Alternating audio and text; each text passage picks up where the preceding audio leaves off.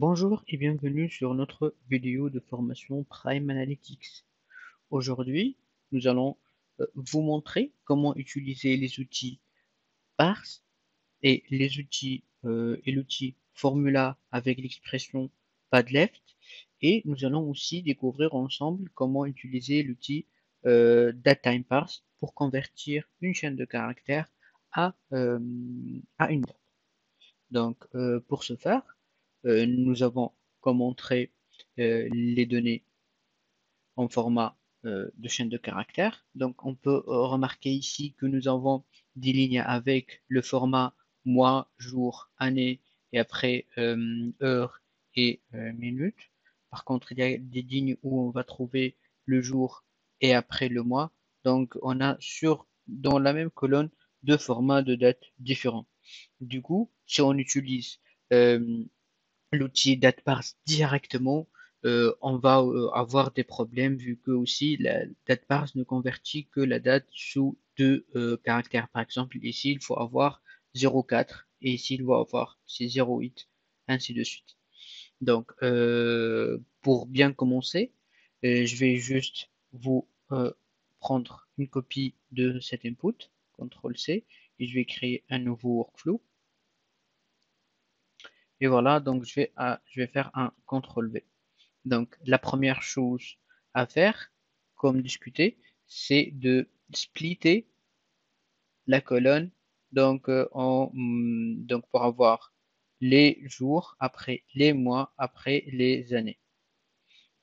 Donc, je vais la splitter par l'outil text to column. Donc, le premier split que je vais faire, c'est avec un anti-slash S, et je souhaite avoir uniquement deux colonnes. Ensuite, le deuxième split va être sur la date, mais avec slash, et nous aurons trois outputs. Et aussi, la troisième, ça va être, donc nous avons bien compris ici que l'outil parse nous permet de splitter soit des colonnes, soit aussi de splitter la même colonne, mais sur des lignes. Donc ici, on peut définir le nombre de colonnes. Et si on a encore plus de 3, par exemple, on peut dire à AlterX qu'est-ce qu'il doit faire. Soit il va les garder, soit il va supprimer, soit il va faire des warnings, ou il va générer une, euh, une erreur afin de nous avertir. Ensuite, on peut même aussi fixer, en fait, ça, c'est fonction comme un préfixe. On va ajouter pratiquement un préfixe pour qu'il génère output 1, 2, 3, 4, ainsi de suite. Donc, voyons donc là, qu'est-ce que nous avons comme résultat. Et après, on va continuer avec le dernier split. Donc, si je clique ici, donc là, le premier split, ça va être, voilà, 1 et 2. Donc là, j'ai séparé la date et l'heure. Ensuite, ce que j'ai fait aussi, donc là, j'ai splitté mois, jour et année. Normalement, là, donc ça, c'est pas bien parce qu'on doit aussi, on doit splitter uniquement un. C'est pas la date. Donc, du coup, je vous conseille d'utiliser un select après chaque parse euh, de date-type de text to column afin de définir les colonnes dont on souhaite utiliser.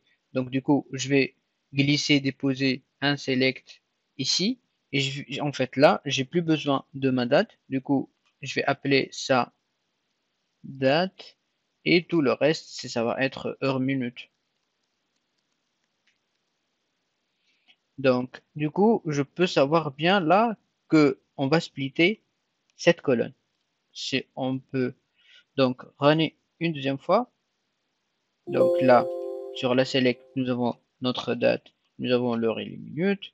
Ensuite, j'ai splitté, donc là, ça va être colonne 1, 2 et 3, qui est normalement soit mois, soit jour, soit mois, soit jour aussi, et l'année, vu que nous avons deux formats différents comme dans ce cas-là.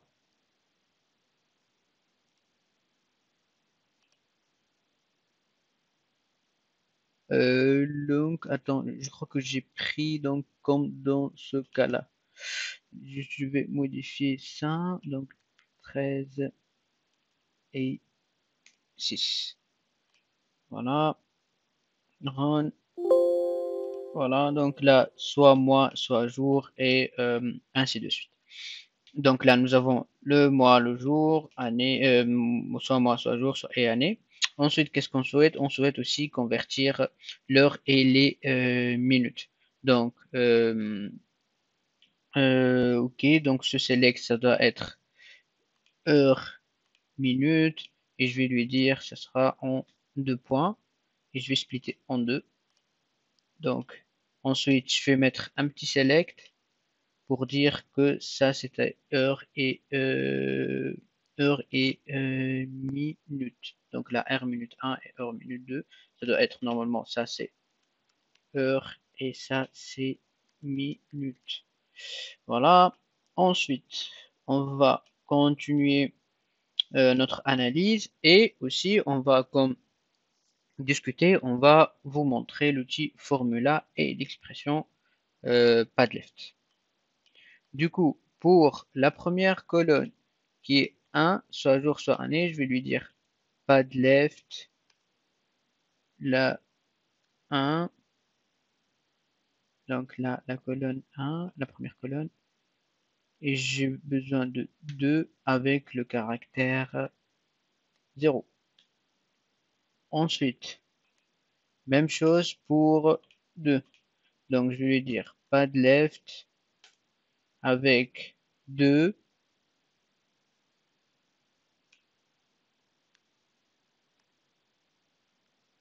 Donc, 2 caractères, je n'ai besoin, et je vais ajouter un, excuse-moi, je vais ajouter un 0 à gauche. Ensuite, bon, pour les années, on est bon. Je vais juste faire un padlet sur les heures. Donc, pad,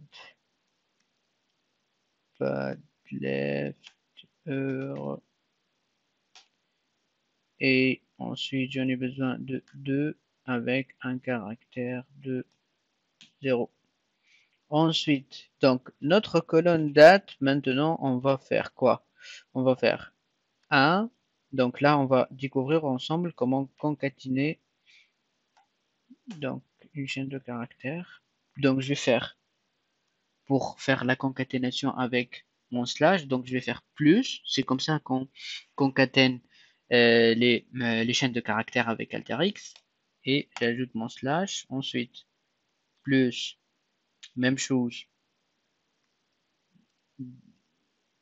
2. Encore plus,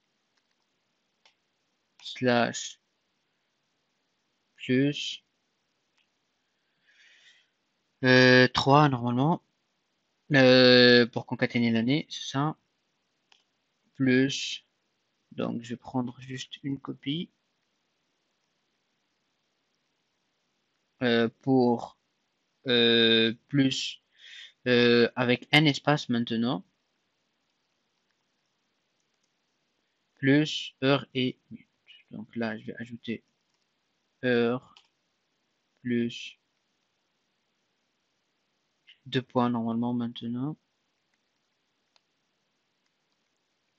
et plus minute. Et voilà, donc là, normalement, nous avons notre date bien formatée. Donc, du coup, si je vais runner mon workflow,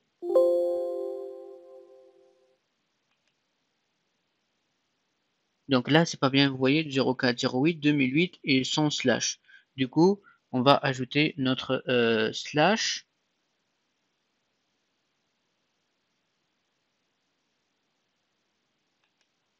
On va supprimer le slash, qui est celui-là. Voilà, je garde plus. Et voilà, normalement, on est bon. Si je run,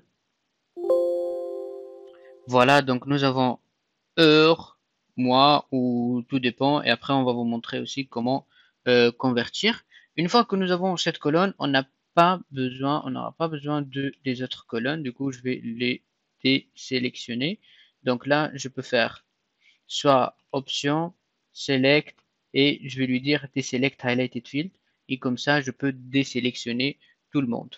Et le contraire est même chose, on peut même option, select, et on peut désélectionner tout, même sans et sélectionner la colonne dont nous avons besoin. Ensuite, donc on va commencer notre datetime parse. Du coup, je vais prendre le composant datetime et je vais lui dire que je vais convertir date avec datetimeout et j'ai le format suivant. Le premier format, je vais opter pour mm slash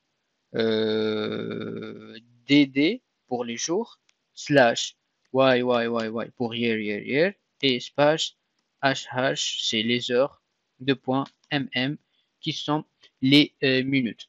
Donc là, notre composant, soit on va convertir une date tout à une chaîne de caractères, soit on va convertir une chaîne de caractères à une date. Soit on peut utiliser un format bien spécifique ou on utilise aussi le format suggéré par Alteryx et vous avez plein de formats qui sont déjà appliqués. Sinon, on peut utiliser notre colonne personnalisée si nous avons une colonne bien spécifique. Donc, voyons, si je viens runner mon workflow, normalement, il va générer une erreur parce que là, vous voyez ici, il trouve que on ne peut pas avoir un mois avec 13. Du coup, il va se planter, il va nous dire que voilà, il y a une erreur de conversion. Et voilà, il a généré la valeur nulle. Du coup, pour convertir, donc il a bien converti la date. Donc, pour rappel, la date par défaut de Alteryx, c'est YYY, c'est mois, année, mois et jour. Et après, bien sûr, heure, minute et seconde. Donc, pour ce cas, je vais convertir cette partie d'une manière, d'une autre manière. Du coup, je vais filtrer sur cette ligne. Donc, qu'est-ce que je vais faire? Je vais prendre mon composant filtre. Donc, mon composant filtre permet soit de d'utiliser une fonction bien définie. Donc ici, tu peux lui dire is nul par exemple ma colonne. Et même on peut faire if, même on peut utiliser des fonctions conditionnelles, ainsi de suite. Donc pour ce tuto, je vais juste sélectionner datetimeout et je vais lui dire que, donc ici il y a une panoplie de choix, donc je vais lui dire is nul parce que dans notre cas, ça va, c'est nul. N'a pas arrivé à la convertir. Donc, pour ce cas, je vais prendre cette partie et je vais lui dire CTRL-C, CTRL-V. Je vais prendre la même chose. Je vais juste donc changer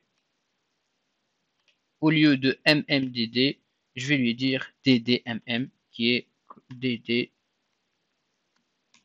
ddmm.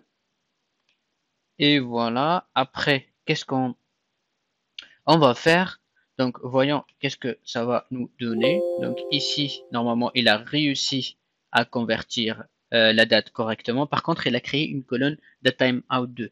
Du coup, on n'a pas besoin de datetimeout2. Je vais juste créer un petit select ici. Et je vais désélectionner ma colonne datetimeout2 pour que je crée justement datetimeout uniquement. Donc, je rerun. Et voilà, donc là, j'ai bien converti ma date. Du coup, nous aurons deux outputs. Un premier sans les nuls et un deuxième avec les nuls. Et maintenant, je vais juste faire une union. Donc, l'union permet de mettre un set des données en dessus ou en dessous de l'autre, tout en dépendant de la configuration de l'outil union. Donc ici, si je sélectionne l'union, donc on peut fixer soit autoconfig by name, soit par la position, soit on peut même configurer manuellement l'emplacement de chaque colonne. Et même aussi, on peut dire que qu'est-ce qu'on fait? C'est il y a une différence au niveau des fichiers, soit on génère une erreur, soit on ignore et on continue. Donc tout dépend. Et est-ce qu'on souhaite uniquement générer tous les colonnes ou on génère uniquement les colonnes qui sont déjà matchées. Sachant que si les colonnes ne matchent pas, les valeurs au niveau des colonnes, ça va être nul si on a des lignes et non nul pour les autres lignes. Donc pour notre cas, je vais garder la même configuration. On utilise souvent l'union après une jointure pour avoir en fait un left outer join ou un right outer join. Donc ici, et je vais créer mon output qui est un browse. Normalement, on doit avoir tout notre colonne automatiquement par là. Et là, on peut trouver le 13 qui est déjà bien converti. Le 13.6.2015, il est bien converti et nous avons tous nos colonnes bien remplies. Il n'y a pas de valeur nulle.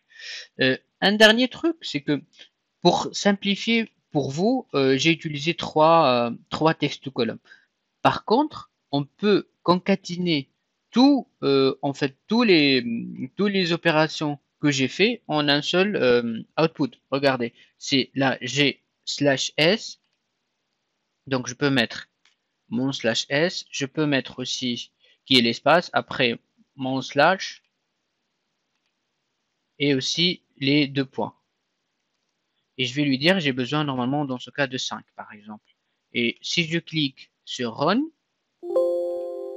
ici, vous voyez, il a déjà converti automatiquement donc la chaîne d'une manière automatique. Du coup, on peut même ajouter plusieurs opérations dans un seul champ délimiteur. AlterX les organise automatiquement et il peut générer notre output directement. Donc, c'était juste pour simplifier l'exercice. C'est pour ça que j'ai opté d'avoir trois outils texte column pour convertir. Donc, j'espère que on a bien décortiqué les deux composants parse et datetime et aussi l'expression padleft. Je vous remercie et à la prochaine vidéo.